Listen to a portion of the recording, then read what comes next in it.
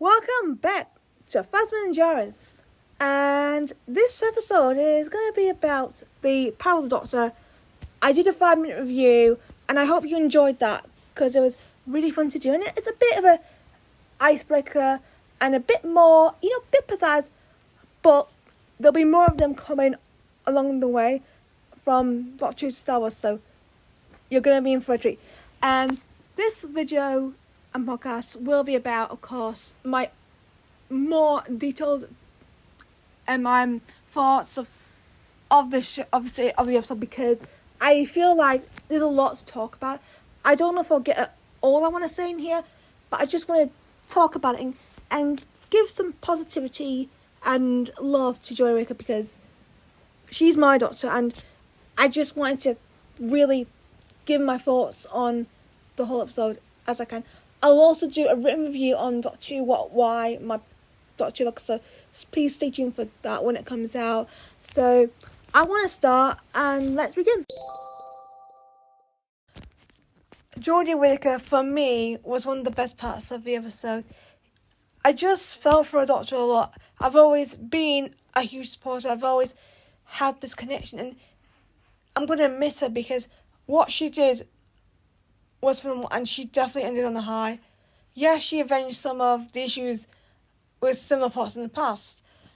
That's how you come back and you bring Jodie back into it with her fantastic. But like I said, that wasn't her fault when it happened last time. It was the right direction. But the point is, Jodie's performance, I didn't expect to share too. At the moment when she was comforting Yaz, it really felt right to comfort Yaz, because it just felt like Yaz needed to be a reassurance and stuff. And the Doctor's rejoicing, I kind of was meant to be something else. So I was kind of shocked to be the master to get killed. Like, I thought it would have pushed her, they would jump together, like Be My Fear Eyes. But to see her get shot, which a similar plot they did before with someone else, but it felt more impactful, and also had Yaz come and get her in the end in the previous scene. Jodie Whittaker, for me, is going to be missed because I just love her to pieces.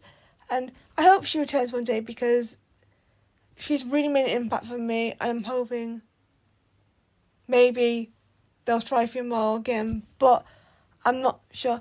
But whatever happens, Jodie's done the job and has made me proud to be a 13 fan.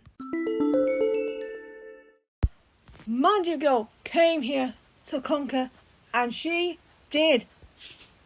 Mandy really came back from where she was being, because I know that she wasn't used as much, but I'm glad that this episode gave her a lot to do and made her into probably what I like to call the best companion ever, because what I've seen with Yaz and Mandy is her story. She's had a bit of a tough time with, sexuality, and then of course she's been bullied.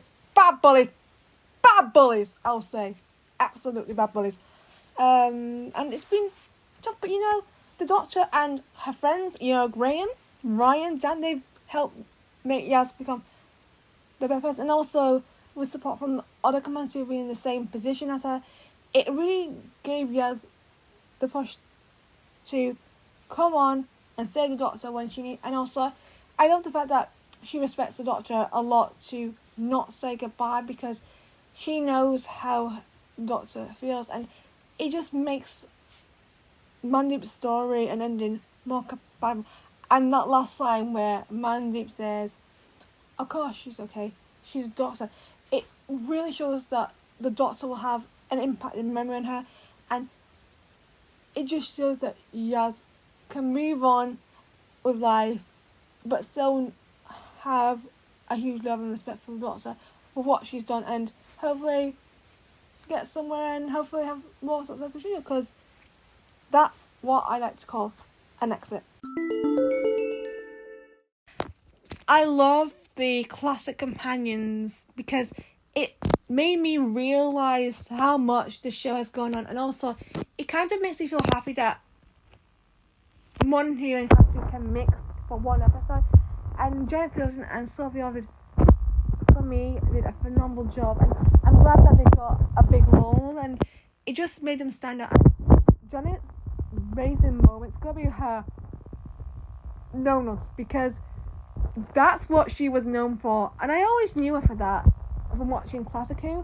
So it was great to see no nonsense Tegan again, and it's just been the rebellious legend, and she just felt like a classic. And the way they met with Matt Gill was amazing because, you know, she's new to this, and they really help, you know, vibe with the classic and the modern romantic. And also you got Ace and Graham. I can't stop laughing like that. But yeah.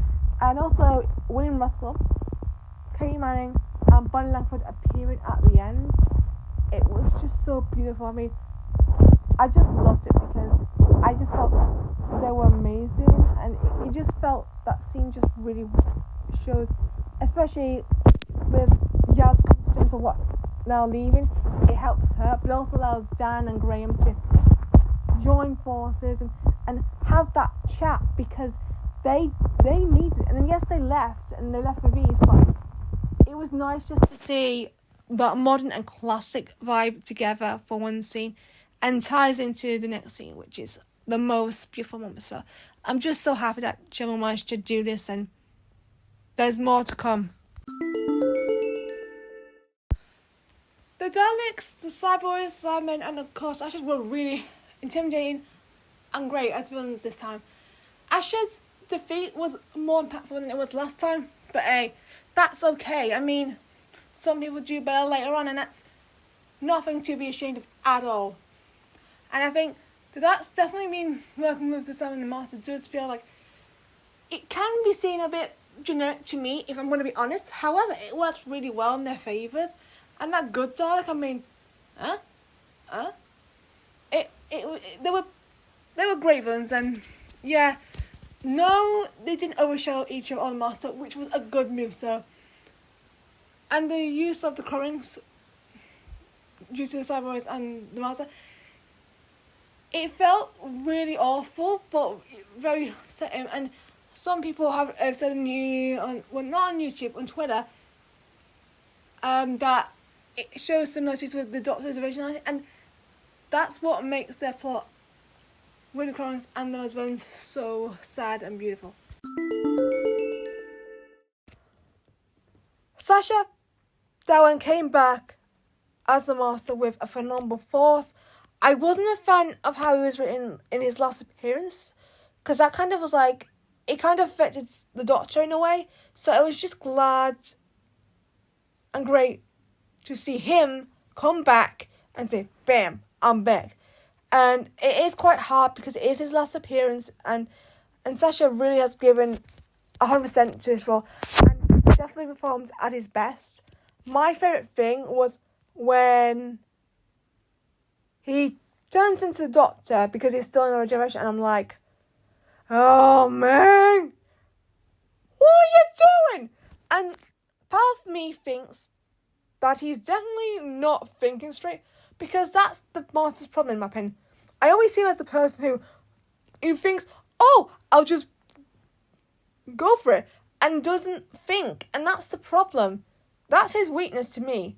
And I like seeing that weakness because it's just, you know, I get he wants to be liked, but what he's doing, personally, is just an absolute nightmare. I mean, you don't do that to people, Master.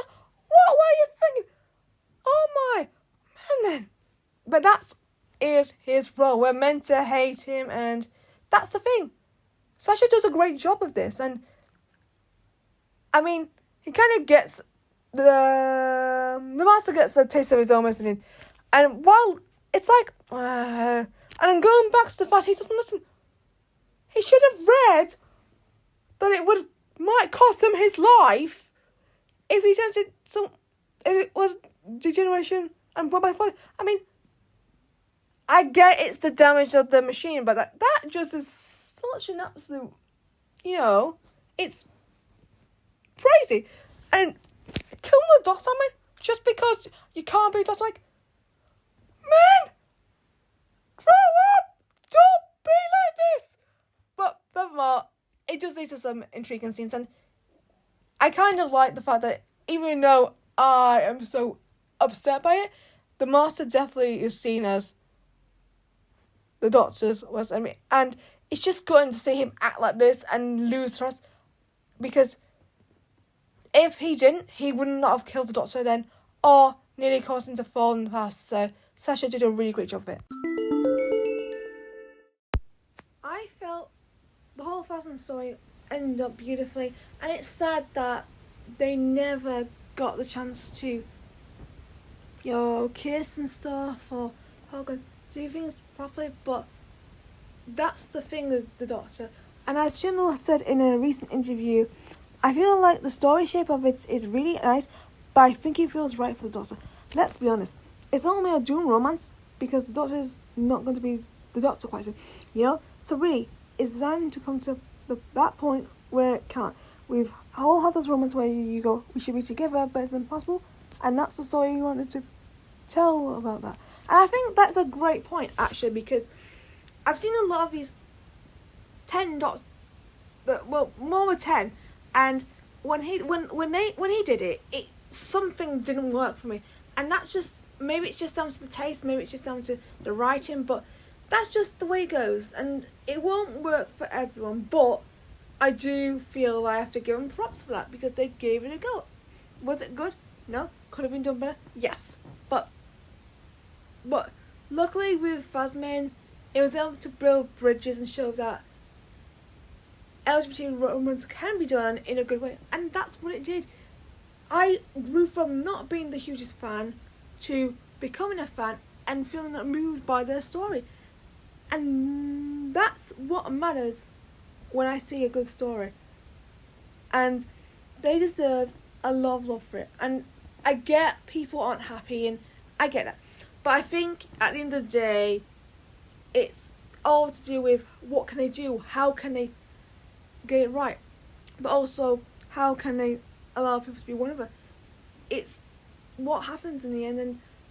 But I don't agree with the queer baiting stuff, because I don't think it's queer baiting. I think it's just a beautiful story that has been done in the best way possible and stands out for being the romance that got me saying, okay, now we're getting somewhere with representation. It has its positive outlook for me. It may not on us, but that's fine. But for me, it proved a point. I want to talk about Jodie's regeneration because there's something beautiful and amazing about it, and I'm going to say why.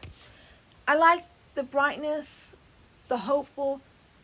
It's what Peter Capaldi's Doctor wanted, if you remember what he said, and Jodie's Doctor's now come in and done her thing, and she's been positive. She's had a few, ups and downs, and that's what makes this character work.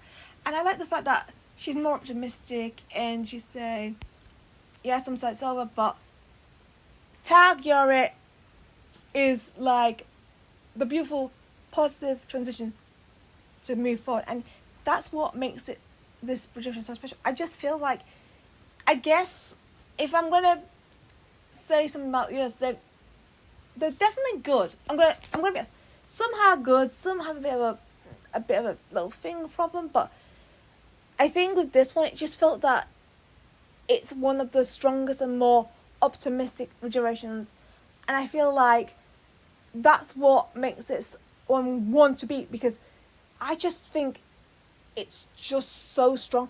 But you've also got to remember as well, there is the classic ones. I'm pretty sure there's a few classic ones that just happen from no apparent reason, and then you got 7 to 8 where 7's gone on an operating table and doesn't regenerate until he's in the mortuary. So it maybe it's because I'm kind of bored of some of the tactics they've done in the recent revival ones. Maybe that's why I prefer it. I guess it's just down to taste as well. So, and I think that's the thing. There's so many regenerations that you can think of, because there's been quite a lot now. And now with the numbers being mixed up because of the time of child and then the introduction of John Hurt, it's basically what I like to call a unique moment where we change over from one Doctor. And I think, even though you might not like it, I might not know, there is still a special and important moment. And each regeneration will have their fans, and this regeneration is for me.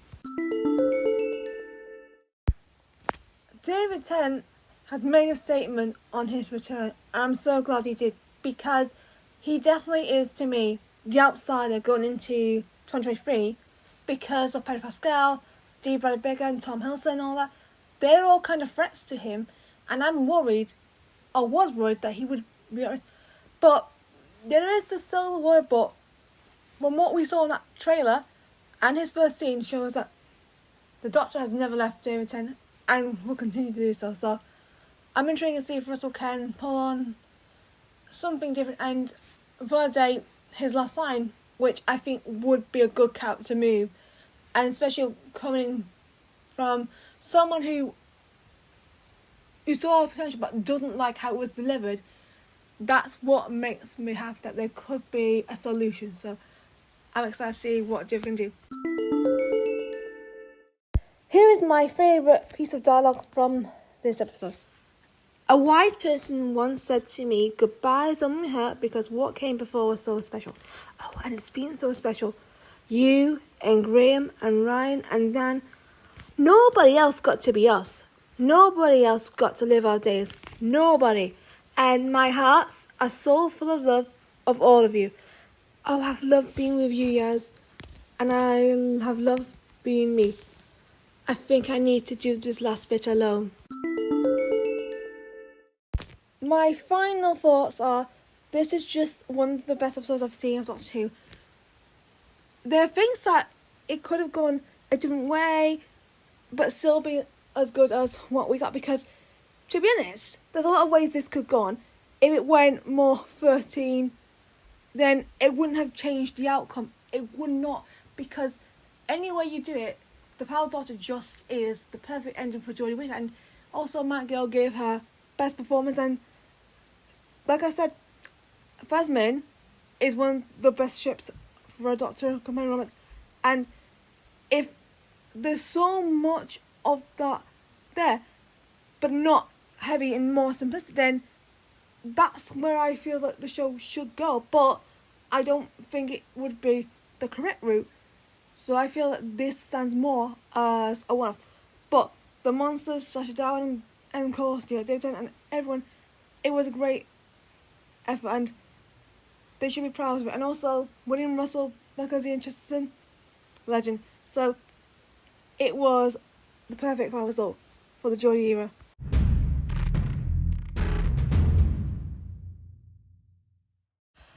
My question is, name something positive about the Power of the Doctor, because I want to bring a bit of love and I want a fair and nice discussion, because it's such a great story. I've seen a lot of people be very positive on it, and I want to say what you guys think, and maybe we can have a positive discussion. So you can comment on YouTube or on Twitter or Facebook at Thasmin22. So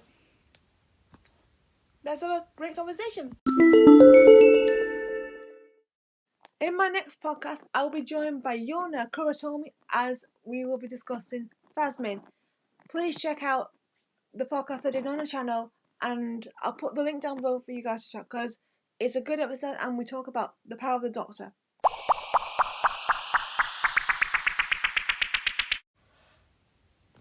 Thank you for listening to this podcast. I hope you enjoyed it, and I hope to see you next time for more chat and more Doctor Who content.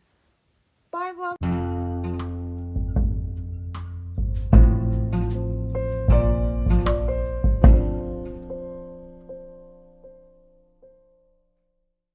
Thank you for listening to the podcast. Subscribe to Thasmin and stay tuned for more podcasts. See ya!